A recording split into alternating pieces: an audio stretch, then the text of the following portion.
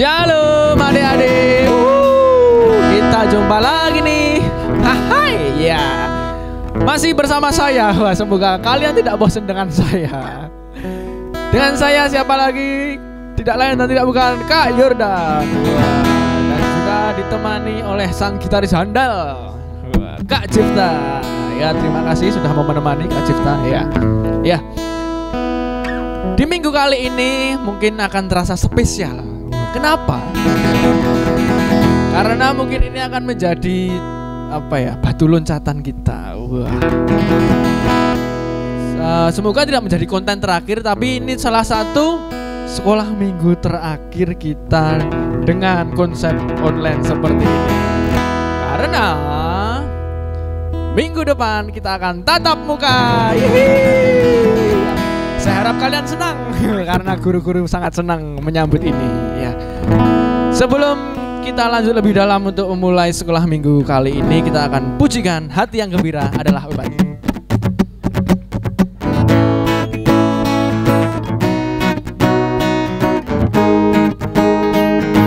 Boleh sambil tepuk tangan.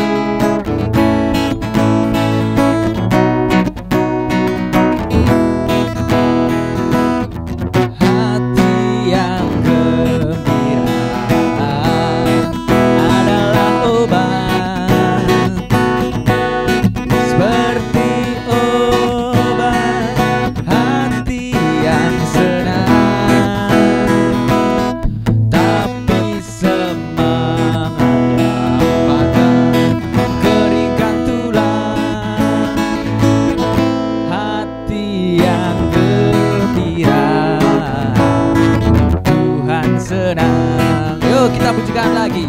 Hati yang gembira adalah obat, seperti obat. Hati yang senang, tapi semangat yang patah, keringkan tulang.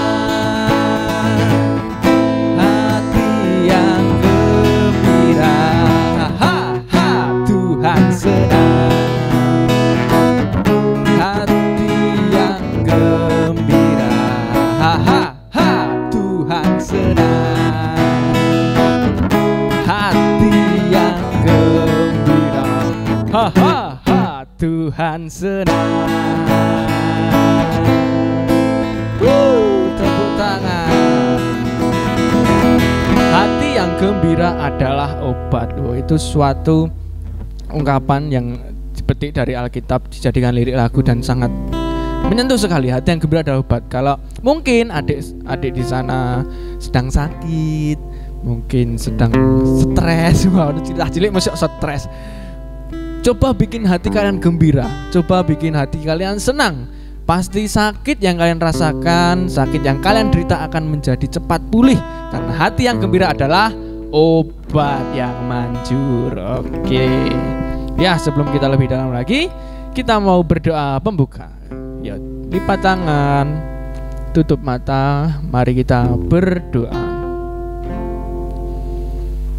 Terima kasih Tuhan karena Engkau telah memberi kami hati yang gembira.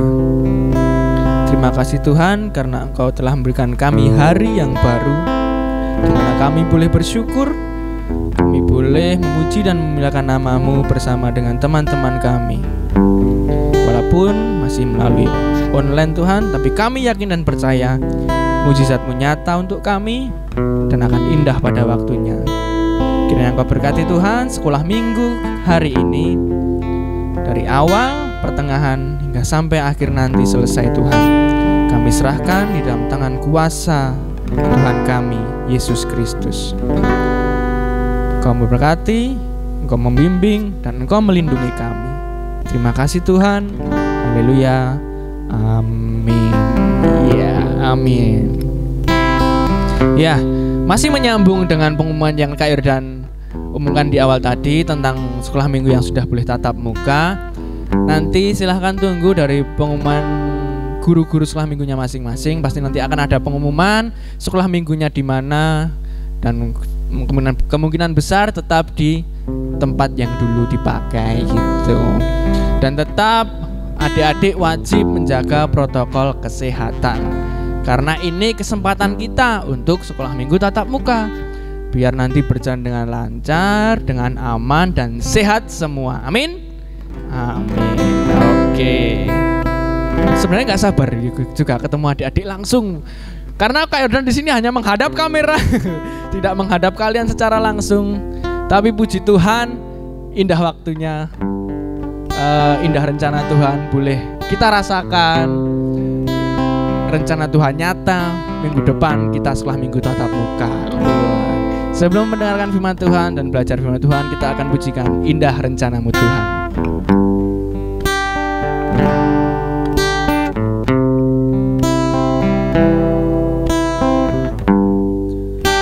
Indah rencanamu Tuhan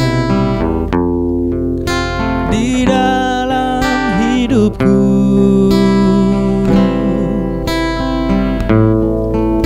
Walau ku tak tahu dan ku tak mengerti semua jalanmu,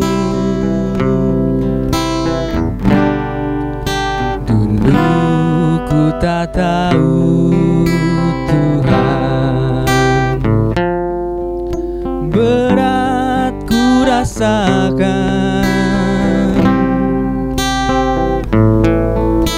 hati menderita dan ku tak berdaya menghadapi semua. Tapi ku mengerti sekarang, Kau tolong padaku.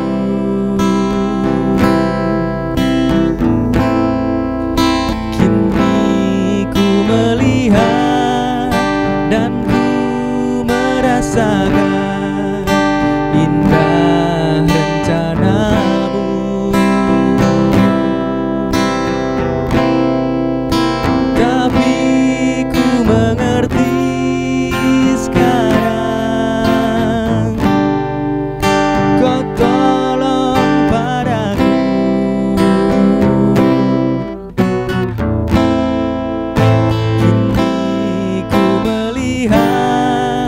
Dan ku merasakan indah rencanamu.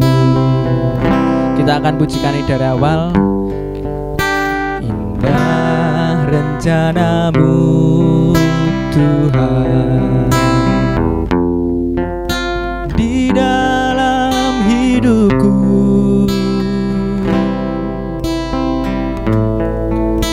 Walau ku tak tahu dan ku tak mengerti semua jalanmu, dulu ku tak tahu Tuhan, berat ku rasakan,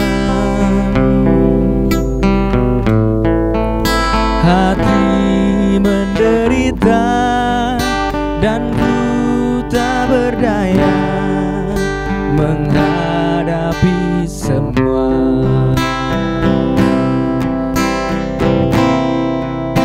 Tapi ku mengerti sekarang, Kau tolong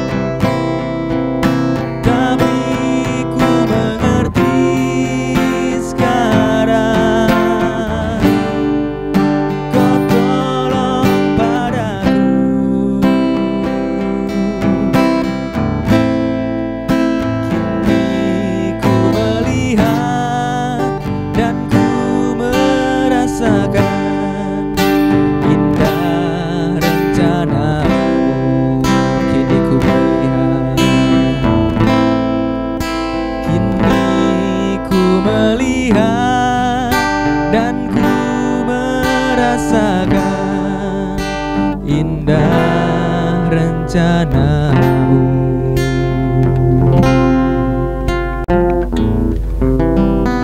Ya, sebelum kita masuk dalam firman Tuhan, kita akan berdoa. Kak Yordan hantarkan. Bersyukur Tuhan untuk waktu yang boleh Engkau berikan kepada kami.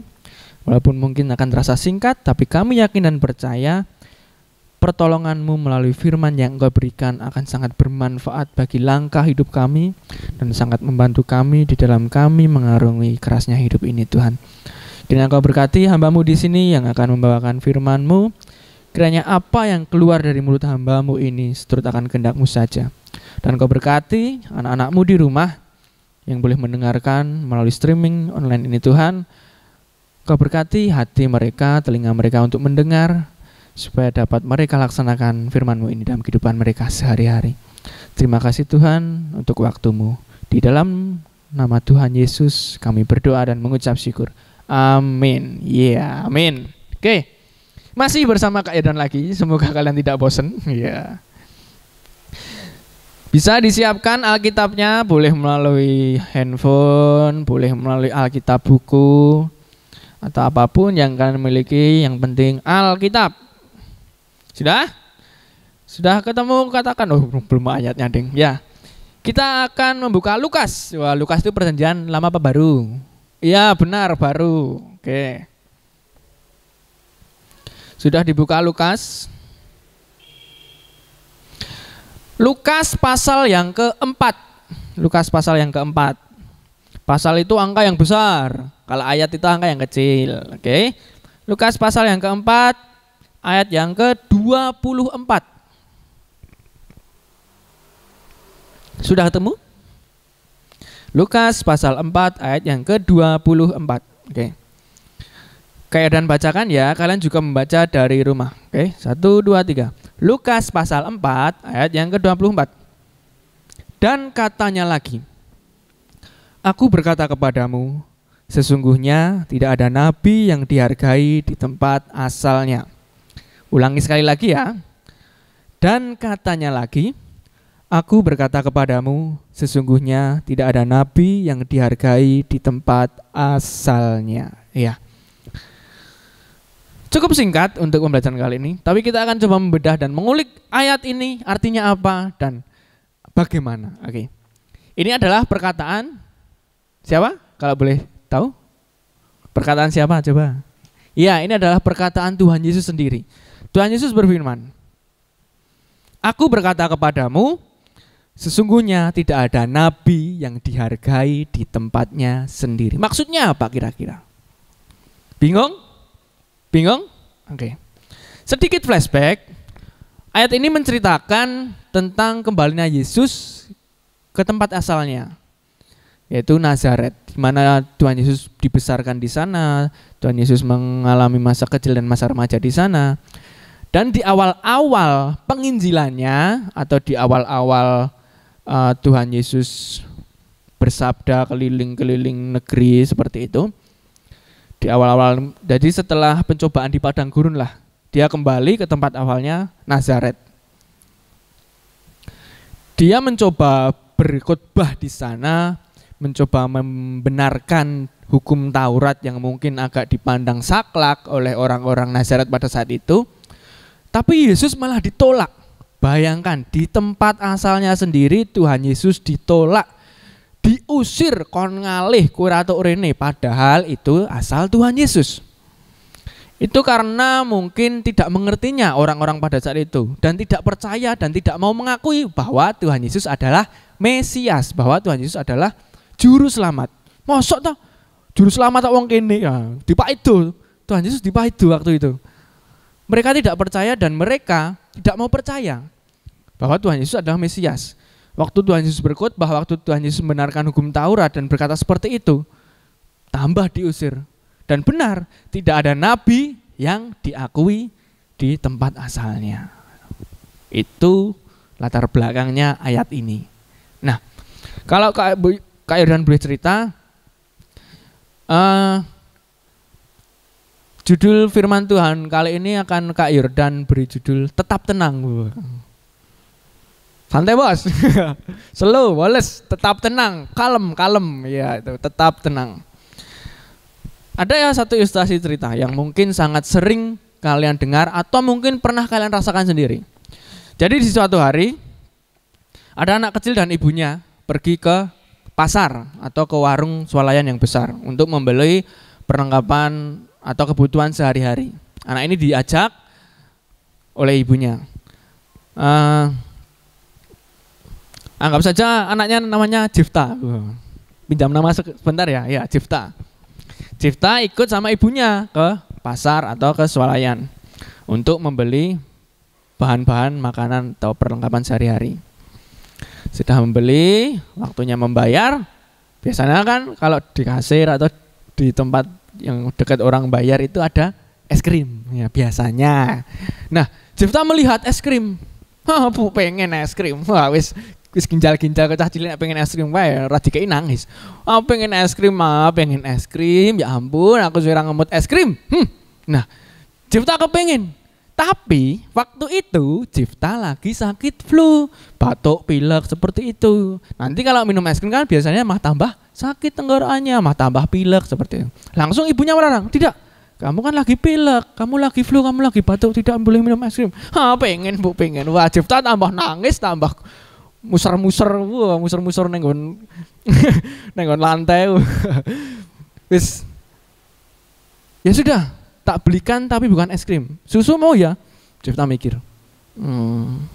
Ya sudah deh. Oke, enggak apa-apa. Susu boleh. Ya udah. Tapi sambil masih susu boleh. Nah, lama-kelamaan nangisnya mereda. Sebenarnya ibunya tahu Jifta pasti kecewa. Kecewa enggak?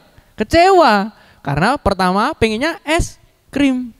Pasti kecewa dia. Tapi ibunya lebih tahu kesehatannya. Ibunya lebih tahu dan mengerti apa yang terbaik untuk anaknya, untuk si Jifta. Jadi dia memberikan ya wis susu wae, ndak apa-apa nek susu. Nanti yo hidup-hidup nambah imun biar kuat, biar sehat, biar malah tambah sehat nanti seperti itu. Nah, kembali ke cerita Tuhan Yesus tadi, kalau Kak Yordan bilang Yesus ditolak, Yesus diusir dari tempat asalnya, tapi satu, Tuhan tidak kecewa. Tuhan tidak marah dan Tuhan malah berbuat baik kepada mereka. Nah, itu yang perlu kita contoh. Si Jifta perlu mencontoh itu. Kita semua perlu mencontoh itu. Memang kenyataan tidak sesuai harapan kita terkadang. Kita inginnya ini, ternyata jadinya itu. Kita pengennya itu, terjadinya ini. Itu sudah biasa. Tergantung bagaimana cara kita menerima kekecewaan itu dan dapat menjadi tenang. Selesai bos, ya, tenang saja. Kecewa boleh, tapi tidak usah marah-marah. Tetap tenang. Hati yang gembira adalah obat. Wah, kalau tambah senang, tidak kecewa, malah jadi obat buat hati kita dan dapat membuat kita menjadi enteng. Rasa mikir sing ora kudu dipikir. Tetap tenang. Ya, kali ini Tuhan sangat mengetuk pintu hati kita. Kita sering kecewa, entah itu persoalan yang tidak kita dapatkan. Contoh simpelnya, kalian sudah belajar siang di sekolah, malam di rumah, ulangannya terlalu kok elek. Kecewa wajar, pasti itu kecewa. Kalau kecewa itu wajar. Tapi setelah kecewa itu kita harus seperti Yesus, tetap tenang, slow, santai. Tidak usah marah-marah, tidak usah kecewa yang berlebihan sampai wah bukunya disuwek, walah gah sinau. Jangan sampai seperti itu. Itu malah akan merugikan dirimu sendiri. Jadi ingat ya teman-teman, adik-adik di sana, kita diajarkan Tuhan Yesus untuk dapat tenang di dalam kekecewaan kita. Amin. Ya, itu tadi renungan singkat yang boleh kita dengar, boleh kita rasakan, dan boleh kita laksanakan nanti di kehidupan kita masing-masing. Iya. Ya, karena waktu yang singkat ini dan tidak sabar untuk PTM minggu depan, kita harus mengakhiri perjumpaan kita kali ini. Tapi sebelum kita mengakhiri perjumpaan kita kali ini, Kak Irdan ingin berdoa untuk kalian di rumah. Kak Irdan ingin mengajak kalian berdoa agar hidup kita selalu tenang bersama Tuhan. Yuk, tutup mata, lipat tangan, mari kita berdoa. Kekecewaan sering kami rasakan di dalam hidup kami. Entah itu yang mengganggu kami, entah itu yang menyakitkan di hati kami, entah itu yang tidak sesuai harapan kami. Tapi kami yakin dan percaya Tuhan, indah rencana-Mu atas hidup kami. Memang Engkau tidak memberikan apa yang kami inginkan, tapi kami yakin dan percaya Engkau memberikan apa yang kami butuhkan, Tuhan. Ajarkan kami untuk selalu tetap tenang di dalam kami merasakan kekecewaan. Ajarkan kami untuk selalu tetap berbuat baik seperti Yesus mengajarkan kami untuk selalu berbuat baik. Maka akan nyata kasih kuasa-Mu di dalam hidup kami dan anak-anak-Mu ini, Tuhan. Kau berkati masa depan anak-anak-Mu ini. Kau berkati keluarga mereka, sekolah mereka, pergaulan mereka dimanapun mereka berada, Tuhan, supaya dapat menjadi garam dan terang-Mu. Kami serahkan Tuhan Komisi Anak GKJ Nanukusuman dalam Tuhan kuasa-Mu. Kau berkati kepengurusan, Kau berkati guru-guru sekolah minggu, dan Kau berkati aktivis-aktivis yang terlibat, supaya kuasa-Mu, sabda-Mu, penginjilan-Mu nyata untuk anak-anak di tempat ini, Tuhan. Dan kami juga berdoa untuk tim multimedia Jehovah Jireh di tempat ini, Tuhan. Kau berkati tim multimedia ini yang selalu bekerja keras untuk dapat menyalurkan kabar gembira bagi jemaat-Mu di sini. Dan kami juga berdoa untuk gereja-Mu. Kami punya cita-cita dan keinginan yang sedang kami laksanakan, yang sedang kami perjuangkan, untuk kami mendapatkan tempat yang lebih indah untuk kami memuji dan memuliakan nama-Mu. Kau berkati Tuhan pembangunan DS38 supaya dapat berjalan dengan lancar, dan nama-Mu akan harum dan nyata kuasa-Mu, Tuhan, di tempat yang akan kami tempati nanti. Terima kasih Tuhan, terima kasih.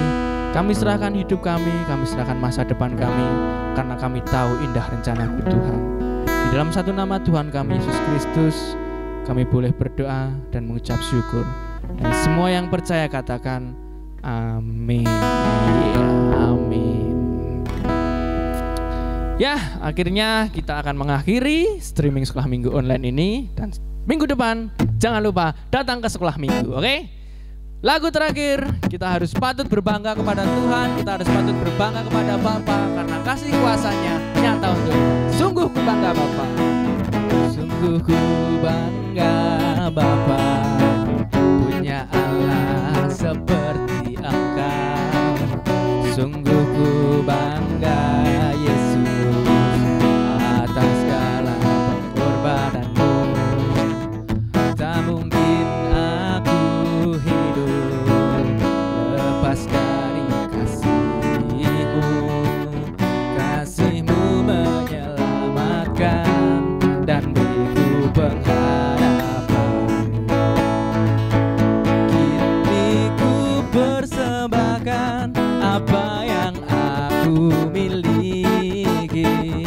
Memang tiada berarti bila dibanding dengan kasih-Mu.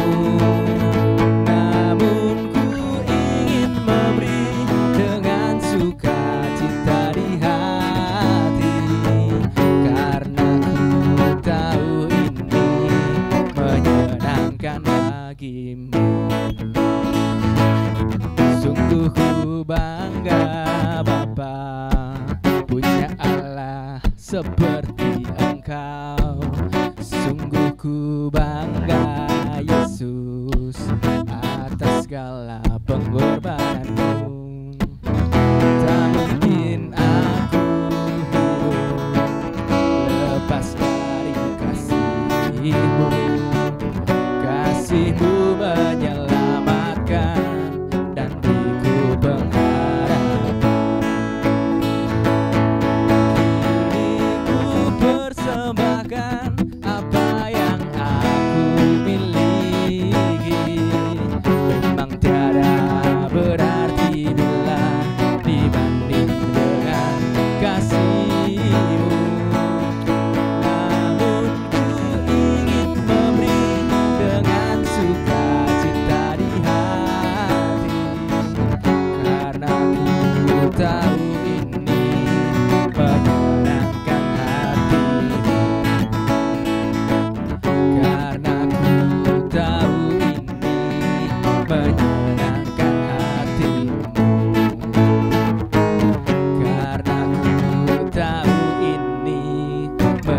menenangkan hati.